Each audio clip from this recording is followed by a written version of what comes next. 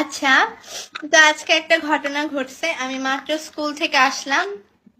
তো টিফিন টাইমে তো আমার ক্লাসরুম থেকে বের হওয়ার কোনো পারমিশন নাই, কজ আমি বের হইলে তখন ক্লাস 1, 2, 3 এর পিচ্চিগুলো এসে পুরা ফ্লোর ভিড় করে ফেলে এমইউবিসির। তো এই জন্য আমি ক্লাসরুম থেকেও বের হই না। তো তারপর সব পিচ্ছিরে এসে আমার ক্লাসরুমে ভিড় করছে। এখন সবাই বলতেছে যে আপু তোমার অটোগ্রাফ দাও। এখন আমার হ্যান্ড রাইটিং তো অনেক ডেঞ্জারাস, আমার কোনো সাইনও নাই। সো আমি কি করছি, সবার হাতের মধ্যে অপূর্বা লিখে দিছি। তো এখন একটা পিচ্ছি আসছে, পিচ্ছি এসে একটা পেজের মধ্যে আমাকে বলছে আপু তুমি এটা ফুল ভরে অপূর্বা লিখে দাও।